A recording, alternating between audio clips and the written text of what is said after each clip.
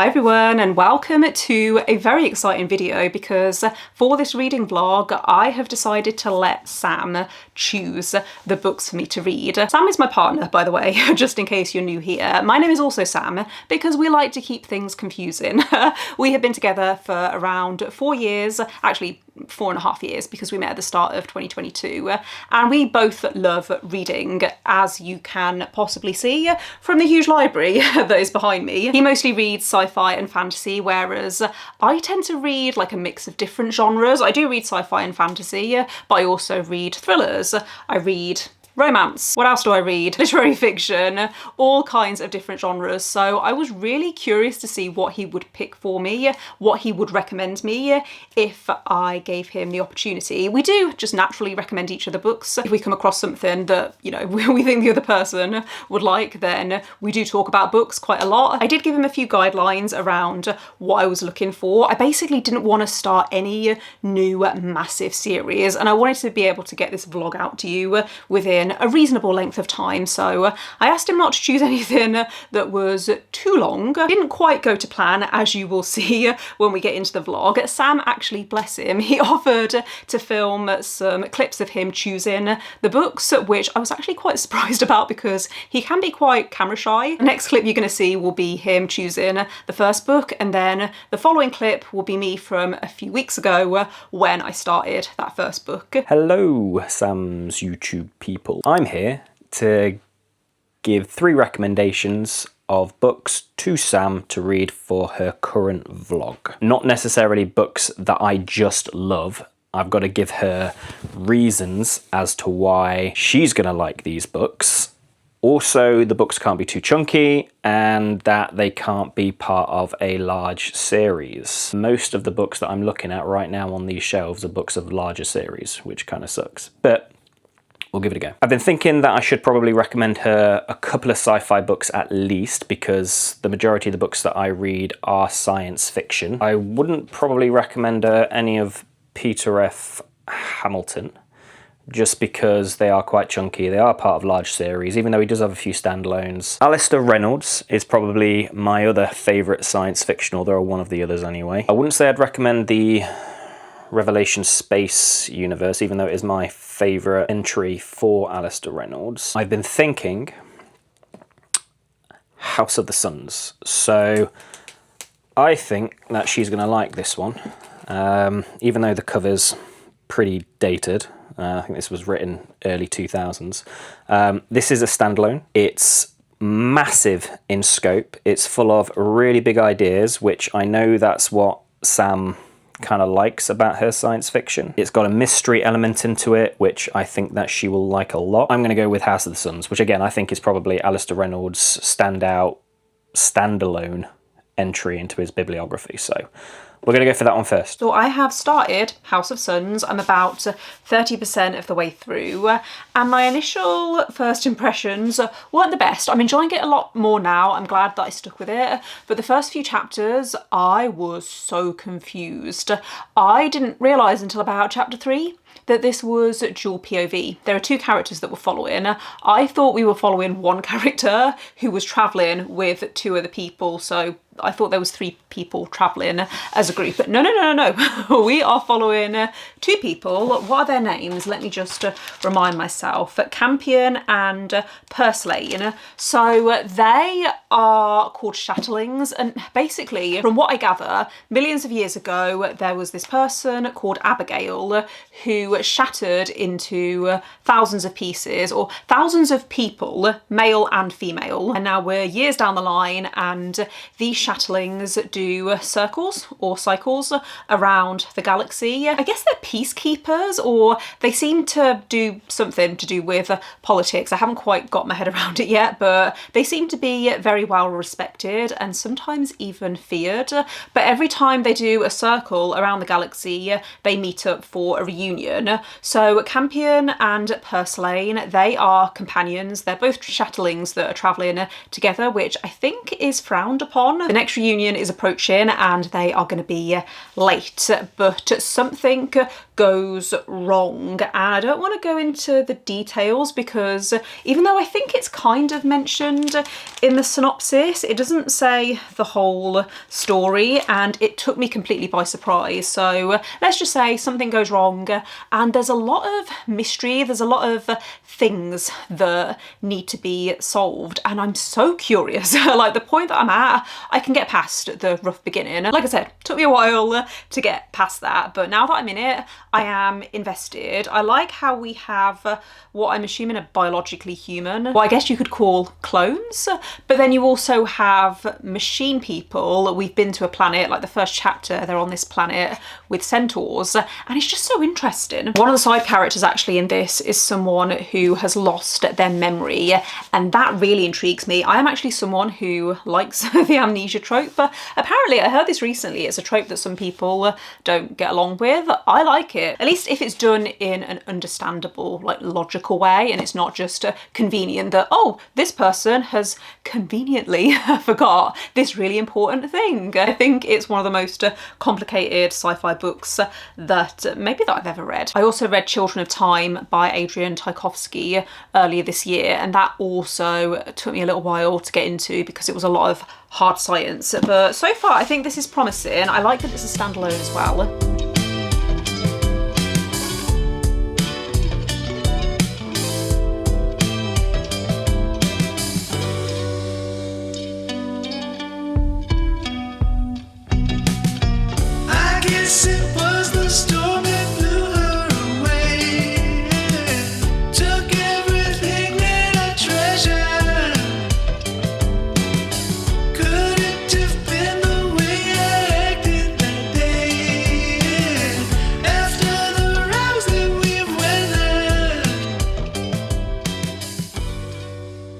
I was not expecting to have a reading update for you today. I started House of Suns around 3 days ago, and I'm already over halfway through. For some reason, I was expecting this to feel a lot more dense than it has been. Now that I'm further into it, I think the problem with sci-fi that I find is when I first pick up a sci-fi book, there's so much that feels unfamiliar that I'm trying to get my head around. It's not that it puts me off, but it makes me think, oh, am I going to be able to handle this? And it's absolutely fine in the end. I am loving this, by the way. I am reading it on my Kindle, and I was thinking, do I try and finish it today? I feel like that might be a little ambitious. According to my Kindle, it's going to take me another 3 to 4 hours, and I still have quite a bit of other stuff that I need to get done today. It's currently 3 o'clock, and I need to speak to my dad, I need to go for a walk. Me and Sam actually went for quite a long hike yesterday, which is why I've been feeling quite tired this morning and why I was able to get so much reading done. This isn't, in my opinion, the most character driven. The character writing isn't as in-depth as I think it could be, but that's okay. I feel like sometimes it's a lot for an author to get the balance right between plot, themes and characters, and sometimes you have to choose what to prioritise. So I'm okay with this prioritising the plot and the intrigue, that sort of stuff, over the characters. I do wish that this was told in third person though. I don't like that it's told in first person, because even with it being told in first person, I still don't feel like I really know the characters. If it had been told in a combination of first person and third person, maybe that would have worked a little better, because there are chapters told from Abigail's perspective in the past. Really intrigued by all of that. I love how we have these two timelines, because I'm assuming that what's happening in the past, what we're learning about there, is going to be linked to what's happening in the present. So trying to piece it all together has been really fun. But yeah, I wish Abigail's chapters were told in first person, and then Campion and Purslane's were told in third person. That would have been my preference. I was also sort of wrong about the purpose of the Shatterlings, which I wanted to clarify because I think it's actually kind of relevant. Like I said, there was so much going on in the beginning that felt really overwhelming, but basically the purpose of the Shatterlings is to gather information. Because they live for such a long time, they do these circuits around the galaxy and they observe the rise and fall of civilizations, and they have this advanced technology which means they can store memories or knowledge within these troves, or I think they're called memory strands. When they meet up I think it's every 2 million years, they meet up at these reunions, and that's when they share their knowledge. They do still get involved sometimes if, for example, a civilization seems to be struggling, like they're not completely separate, or what's the word, independent. They do still get involved sometimes. The mysteries that we're trying to solve in this are being unlocked through information from various sources. So we have people who are being interrogated, we have people who hold vital information that's locked away inside their minds and that needs to be unlocked. At this point, the only thing that I would like to see, which I don't think we're going to get at this point because I am over halfway through the book, I would have liked to have seen some discussion around gender identity. These chatterlings all originated from one person, but they don't all look the same. They've changed their appearance over the years, and they've now developed their own personalities and beliefs, and I think it's a missed opportunity. This book did come out 20 years ago, I think, or nearly 20 years ago. I think it was published in 2008, so maybe that's why it's standing out to me as something that feels like it's missing, because a lot of the more recent space operas that I've read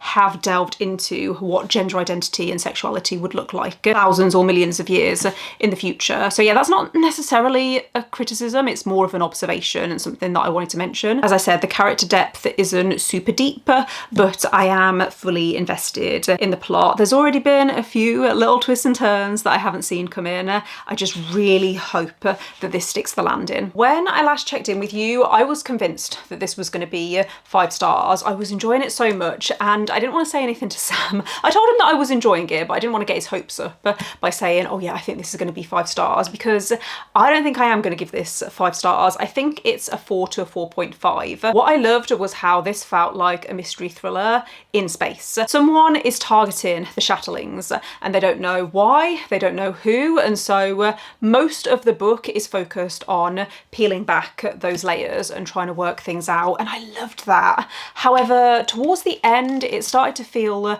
more like an action sci-fi, and I don't mind a little bit of that, especially when you have this prolonged anxiety and that tense feeling. I did appreciate that, but I felt like it went on for a little bit too long, and also the scope of this was huge. I think I actually mentioned that the Shatterlings meet up regularly. They have these, not regularly, but they have these reunions. The whole point is that it's not regularly. I can't even remember how often that happens. It might be 2,000 years, 200,000 years, or 2 million. It reaches a certain point where things get so big, like the scope is so huge, that my brain just can't handle it. It all feels just a little bit, not pointless. Maybe I do mean pointless. I think that just reaches a certain number where my brain thinks, okay, so very, very big then.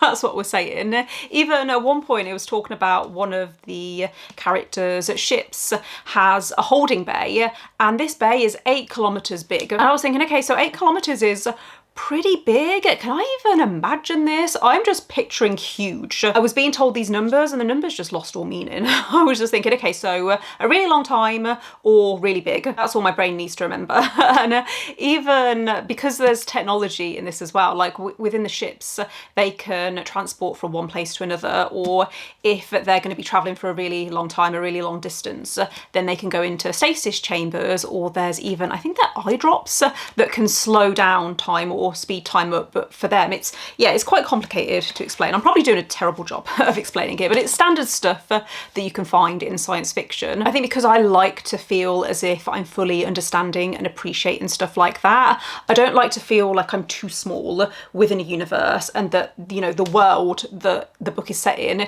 is just too big for me to fully comprehend. And I think that started to happen a little bit. I still liked the ending though, and how everything wrapped up, and I would recommend it if you like standalone space operas, then definitely give this one a go. Just know that the character writing, at least for me, it wasn't as much in depth as I would have wanted. There were some emotional moments that I felt didn't hit me that hard. I didn't feel that close to the characters. I felt like there was a certain aspect of being told these characters have a close relationship. And it wasn't that I didn't find it believable, I think it just wasn't to the level that I needed in order to feel emotional, if that makes sense. So yeah, would probably give this, I would say, a 9 out of 10 in terms of like how it fits my personal taste in sci-fi. If someone recommended me a book that was similar to this, then I would be open to giving it a go. The other one that I was thinking about, she's already read a lot of Robert McCammon. Well, not a lot. I think she's read Boy's Life, which she did like, but again, we're trying to pick new authors that Sam's not read before. So we're going to skip Robert McCammon, one of my favourite authors, and we're going to go to Chuck Wendig. I know she hasn't read anything of Chuck Wendig, and I've tried to get her to read Chuck Wendig before. He's kind of like a horror author, but again, his books are quite daunting because they are quite big. Not a standalone, and it is quite chunky. I think she's going to like this one because I know that she does like horror, but this isn't necessarily just a horror book. It's kind of a mix of genres, science fiction, kind of dystopian, post-apocalyptic. I listened to this one on audio, and it was kind of not a full cast audio, but it had male-female narrators, and it was absolutely excellent. So I've actually never read it physically, so I'm interested to see if she gets the same vibe I did, even when she's reading it in a different format. I have started The Wanderers by Chuck Wendig. In fact, I think it's just called Wanderers, not The Wanderers. I am about 183 pages into this, which, as you can see, is not that far. This is a huge book. I think it's nearly 800 pages. Sam did check with me, by the way, beforehand, if I was okay reading this, because initially I said, can you just pick standalones? We're finding it too difficult for him to find books that he actually wanted me to read. So I said, you know what, just pick whatever you want and I'll deal with it. I'll read them. So that is how I ended up reading a nearly 800 page book that is also part of a series. There's only 2 books though, so I'm fine with reading a duology. And if I don't like this, then I don't have to continue it. But also if I don't like it, then I will be upset that I've spent this time reading an 800 page book. So far it's going well. I should have started by saying that. I am enjoying this so far. It actually reminds me a little bit, it gives kind of like the same atmosphere of a Stephen King book. We are set in the US. I think Sam described this as like a dystopian horror, but we're set in the US, and the way that the book opens, we have this teenage girl seeing her sister leave their home, and she just starts walking. Her sister is like 15, I think, and she just starts walking, and what's the main character's name? Shana. She follows her and is saying, Nessie, what are you doing? Like, where are you going? And at first she thinks that she's joking, but no, she just keeps walking and nothing she can do stops her. Other people then start joining this walk, and they all seem kind of like they're sleepwalking. It's very, very eerie and creepy, and no one knows what's happening. Obviously it gains a lot of media attention, and because this was described as a dystopian horror, I assumed that maybe something paranormal or supernatural might be happening, and that could still be the case. Like, I'm not ruling that out, and I won't tell you, obviously. Wow, actually, okay, so what I wanted to tell you is that you also, because it's multi-POV, you also get the perspective of someone who used to work for the CDC, and they are treating it like it's an epidemic, and that maybe there's some kind of contagion that is causing this. Like I said, it's all very mysterious at the moment. I find it incredible that this was published in 2019, so before 2020. What I mean is before the pandemic. There is a lot in this to do with kind of the spread of disease and all of that kind of stuff. There's also mentions of AI, which again I think is pretty incredible for a book that was written 7, maybe 8 years ago. Oh my gosh, time. What is time? I always appreciate when I'm reading a book that was written a while ago but has themes that feel so relevant even reading this today. Like I said, it does remind me a little bit of how it feels to read a Stephen King book, and they actually reference Stephen King at one point in there, like in the book. They say this feels like something out of a Stephen King novel. There's also quite a lot to do with politics in this. I feel like that might ramp up the further that we get into the book, but it does touch touch on some political issues as well, as that is usually the case actually in dystopian fiction. So interested to see how that develops as we go through the book. I am really happy with the progress that I made in The Wanderers over the weekend. I wanted to get past the halfway point, which I have now done. I feel like this is going to take a much darker turn in the second half, just based on some stuff that's happening. It's not going in the direction that I was expecting. When Sam chose this for me, I actually asked him if there was anything in the book that he thought I was gonna dislike, and he started to say no. Then he changed his mind and said, oh no, wait, actually I've just remembered something. And I told him not to worry and to not like go into details because I wanted to work it out for myself. And I thought I'd got to what I thought was going to be the issue, or what he thought I was going to have the issue with, because there's an age gap relationship in this between a girl who she's 17 at the start of the book, the guy is 25, but she turns 18 before anything happens between them. I do want to make it clear that I'm just talking about within the context of the book. I'm not talking about age gap relationships in general, because I'm a very firm believer that you can't just paint every relationship with the same brush. It's all down to the individuals and the circumstances. But within the book, I just thought, why is this necessary that she's 17 to start with? Why could the author not have aged her up a couple of years or aged him down? Well, both. Like, she could have been 18 or 19 and he could have been around 23. I don't understand like the decision with that, but I don't think that's what Sam was talking about. There's a sexual assault scene in this that happens on page, and personally I don't like reading on page sexual assault scenes unless the book is specifically about that. I feel like it's really difficult for me to explain, but for example with My Dark Vanessa, I think that is a fantastically written book. It is deeply uncomfortable, but it's meant to be.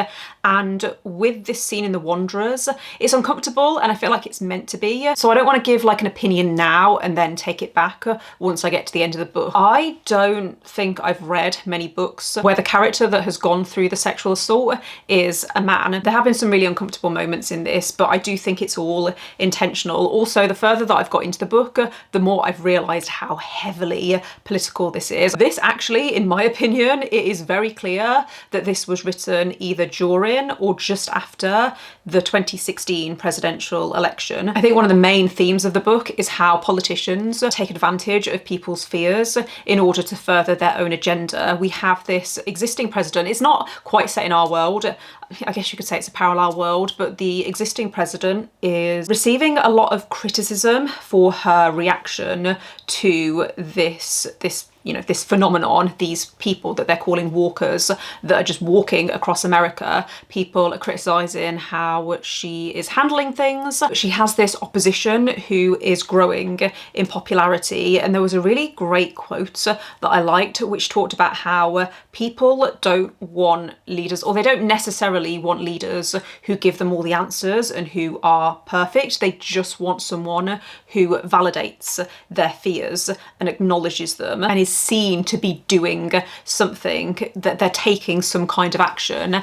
And I just thought that was really thought-provoking. This is really thought-provoking so far. I like that it feels grounded in science, but then you also have these political and religious elements, and just the whole way that it's all coming together. There have been some twists and turns. I literally could not guess what direction the rest of the book is going in. I have an idea now that I'm past the halfway point, but I don't know for sure, and I'm sure that there are going to be some more twists that come up in this second half. I finished Wanderers last night and I think I'm going to give this 5 stars. I haven't told Sam yet. He asked me last night when I finished the book, but it was quite late, and I said, just let me sleep and then I'll make a decision in the morning what I'm going to rate it. But I think I am leaning towards 5 stars. I love books that blend a few different genres, and this I would say is a sci-fi dystopian. If that is the genre that you are interested in, then I would recommend this book to you. But it also blends in horror and romance. I would say that the relationships in this are pretty important. Alongside this flock of people that you have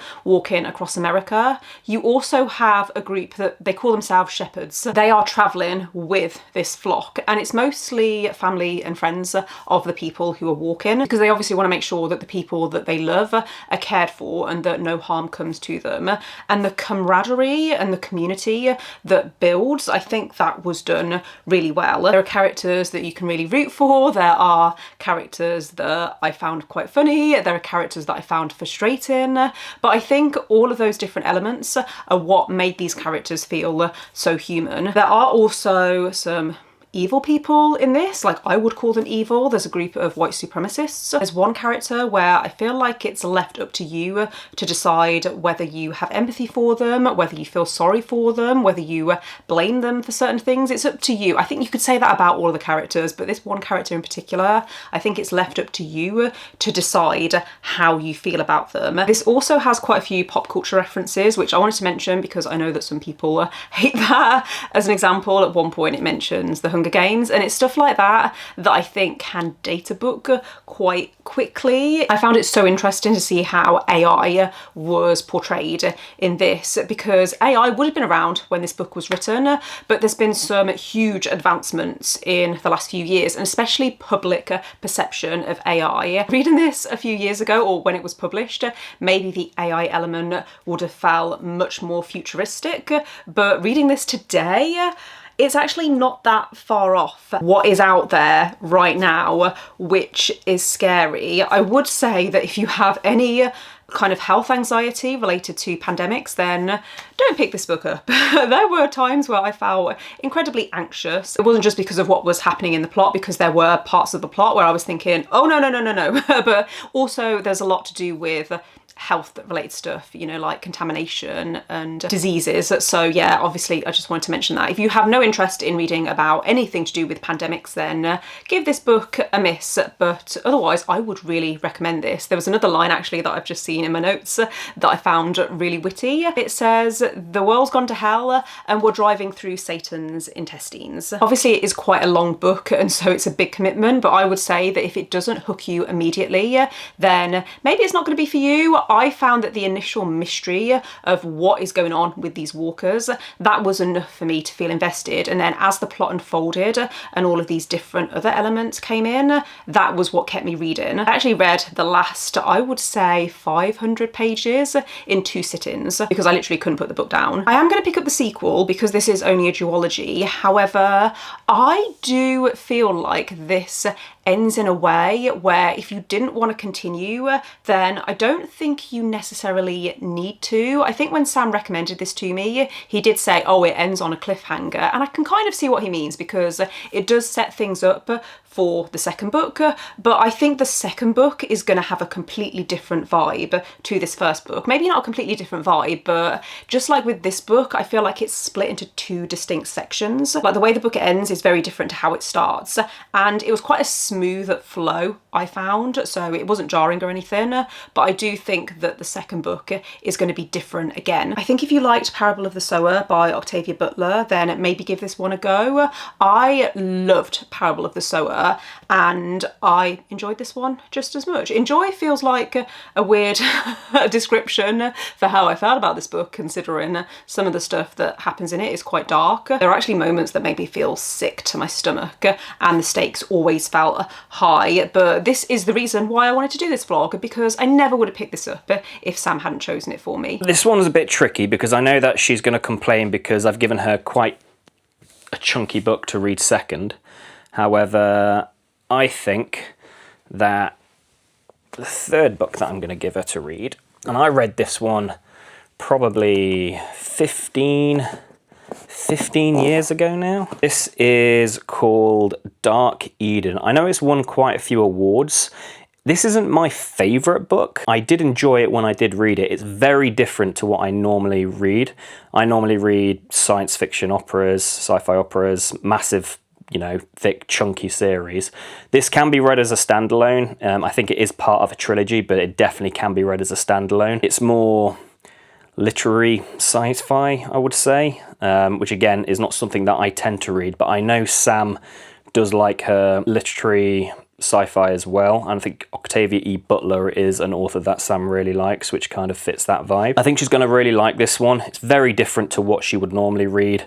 Again, very different to what I read. I think the writing is really cool. I think the environment, the world that Chris Beckett creates is really cool. I think it's like 300, 400 pages. So there we go. I think that is the perfect ending to the third recommendation. I have now started the final book that I'm reading for this vlog, which is Dark Eden by Chris Beckett. I feel like it's taken me a few days to get into this. It's been a couple of days. There's been a lot that's been going on. We had an eclipse on Wednesday, which I didn't take any pictures of or video clips because I was worried that it was going to damage my camera. I kept seeing stuff online that you shouldn't. First of all, you should never look directly at an eclipse. We still saw it and it was cool. So yeah, that was Wednesday. And then yesterday, Thursday, there were a lot of wildfires in the local area, not specifically where I live, but where my sister lives.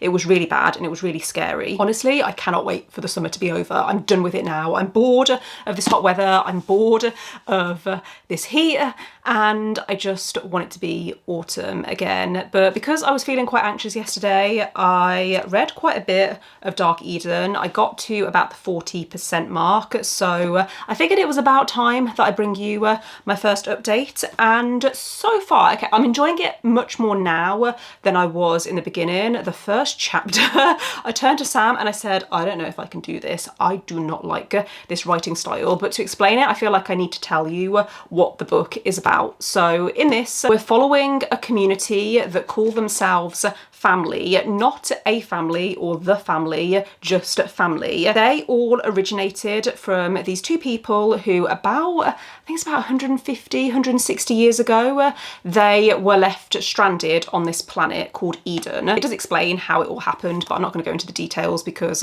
I don't think it's that important for this synopsis. But they were on this planet stranded and they were waiting for Earth to come and rescue them. But in the meantime, they started a family, and we're now following, they've now died, but we're now following their descendants 150 or 160 years later, and they are still waiting to be rescued. We'll get a few points of view, but the main character is called John, and he is starting to question their way of life and how they're refusing to leave this one particular area. They're refusing to do anything really, or they just don't seem that motivated to progress because their entire focus is on waiting for rescue. They've essentially developed their own vocabulary or their own grammar, and so there are certain sentences where I'm having to read stuff twice in order to grasp what is happening. Like when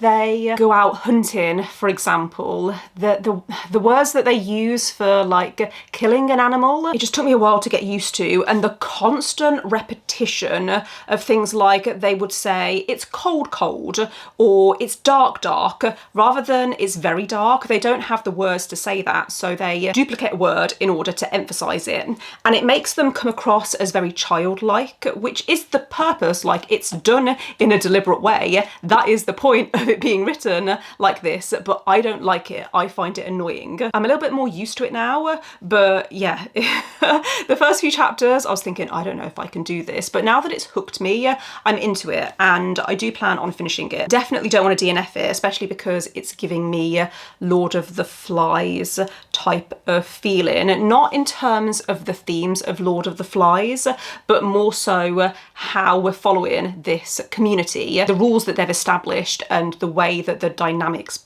within this family work. That was another thing as well. I read the back and I got excited that it was going to be told in second person POV because that's how the blurb is written, but it's not. It's told in first person? Yeah, first person. It does mention about the main character discovering the truth about Eden. So yeah, I'm excited for where it's going. I don't think I'm liking this as much as the other two books that I've read for this vlog, but I'm still intrigued enough to continue. I only have about 100 pages left of Dark Eden, so I'm gonna try and finish this now. Hopefully it won't take me too long because this second half has been much faster paced than the first half. I've enjoyed this second half a lot more, I think, because it's taken on almost like a thriller plot. I don't want that to sound misleading, but the stakes feel higher. So you have that alongside this slice of life type feeling where you're just following these characters living their lives on this alien planet, and so much feels unfamiliar. I do think that the setting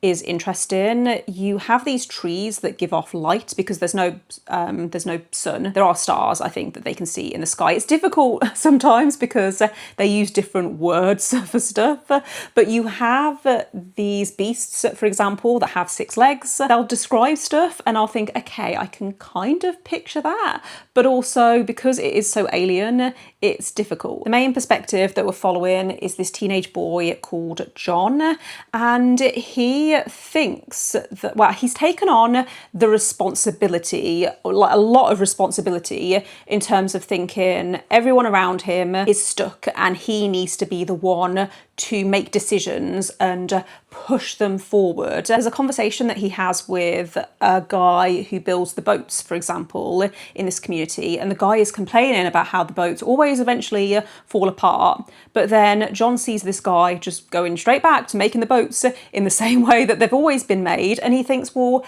where is the innovation? Like, if you always do what you've always done, then you're just going to keep getting the same results. I think that's a famous phrase, actually, a famous quote, but it is so true that unless you actually take risks, unless you try something different, you're just going to get stuck in this never-ending cycle. Some parts of this have been a little bit uncomfortable. I never want to see the word slip again, because that's the term that they use for having sex, and we are following mostly a group of teenagers, so that comes up quite a lot and it is giving me the ick. But also just this community as a whole, because they haven't progressed or developed, their way of life revolves around hunting, sleeping, eating, having sex. It's a really interesting book in terms of the concept and the themes. It is my kind of book in theory. It's just the writing that took me quite a long time to get used to. I am wondering, because this is about a family of about 500-ish people that have all originated from these 2 people. Angela and Tommy, I think, were their names. So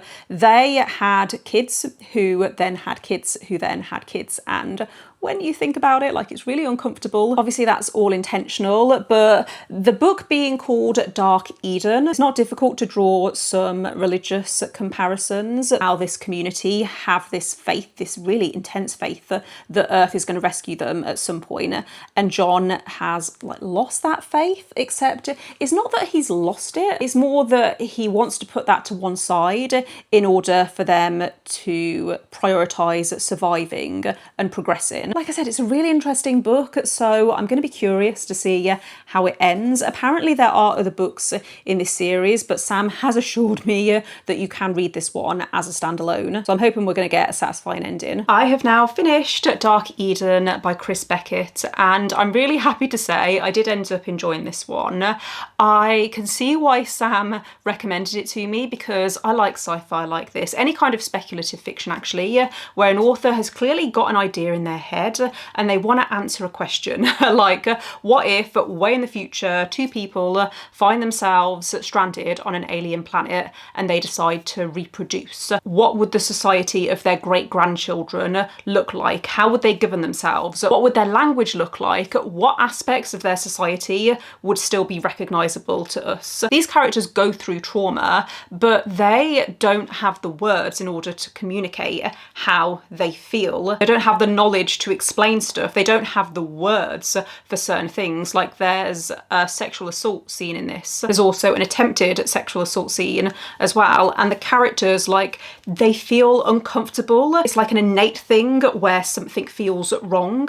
They just don't have the words to kind of express it. I actually feel like that could have been delved into a little more, but there were some really thought-provoking moments in this and some really interesting ideas. I liked the ending. I kind of predicted what was going to happen, even though the characters didn't. Like, I could kind of see the direction that it was going in, but I don't know whether, as the reader, we were kind of meant to have our suspicions that it was going to go in the direction that it went in. So I'm not upset about this. I think there were some great moments of uncomfortableness, and sometimes I enjoy being made to feel uncomfortable because it makes me think. Other times it gives me the ick, and I feel like I got both of those feelings from this book. I don't think I'm that fussed about continuing the series. I read the synopsis for the second book, and I think that's set generations in the future. I'm assuming the third book is then set generations after that. So yeah, it's not one that I'm in a rush to continue, but I'm really glad that I read this. This is, again, the reason why I wanted to do this vlog, because I never would have picked up any of these books unless Sam had made me pick them up. And maybe I would have at some point, but not by myself. Like, these are all books that I don't think I've actually heard talked about on BookTube. But Chuck Wendig I have heard some people talk about. In fact, just recently I saw that he has a new book that's coming out either this month or next month. And I definitely do want to continue the Wanderers series. I think Wanderers was probably my favourite book that I read for this vlog, but we had 5 stars, we had 4.5 stars, and we had like a solid 3.5 to 4 stars. So I would call that a success, and I definitely should listen to Sam's recommendations more often. But I already have a huge TBR of books that I've heard about from BookTube, or from, like, I get recommendations from all over the place. Like, I have friends at work who read. I do think that the 3 books that Sam recommended in this vlog were good recommendations. I could see with each one why he had recommended them specifically to me. So yeah, let me know in the comments if you've read any of these books and what you thought of them. Let me know if you enjoyed this vlog, and if you would like to hear more from Sam. He is a little bit camera shy, but we do have a video. We actually have a few videos of us doing bookshelf tours of this room, so I will leave the latest bookshelf tour in the description just in case you would like to check that out. But otherwise, don't forget to give this video a thumbs up if you enjoyed it. Click subscribe if you would like to see more videos from me, but otherwise I will see you next time. Bye.